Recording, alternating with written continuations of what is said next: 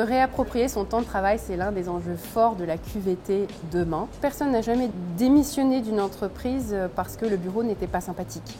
C'était toujours un problème de management, un manager qui était trop dans une logique de surveillance par exemple, trop présent ou trop absent, ou toutes sortes de biais qui peuvent toucher les managers, expérimenter la semaine de 4 jours, la déconnexion, des rites qui permettent d'aller dans ce sens-là. Donc ça va être bloquer les emails entre telle heure et telle heure ou tel jour de la semaine, mettre des règles très strictes sur les réunions, pas plus de X personnes.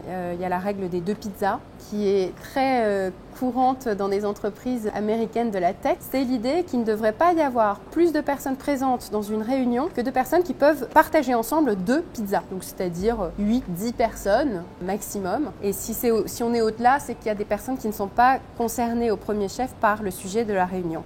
L'idée qu'on est encore beaucoup trop aujourd'hui dans un rapport malsain au temps de travail, on est encore dans quelque chose qui est dans une logique de présentéisme, de montrer, de prouver qu'on est dévoué à l'entreprise. Or, donner des heures, ça n'est pas la même chose que créer de la valeur, que créer des richesses, que être créatif, que donner des résultats. Et donc cette déconnexion entre le nombre d'heures, qui est vraiment une logique très industrielle, faire tourner des usines, se mesure à l'heure, par rapport à un rapport artisanal qui est l'objet, quel qu'il soit, l'objet fabriqué en fait. Qu'on soit manager ou ébéniste, c'est pareil, on peut se tourner vers autre chose que le nombre d'heures. Mais il faut être beaucoup moins dans une logique de présence et beaucoup plus dans une logique de résultat. En réalité, avec des journées pleines, en 4 jours, on peut faire ce qu'on fait en 5 si on enlève toute la présence. Mais la plupart du temps, c'est étonnamment assez faisable.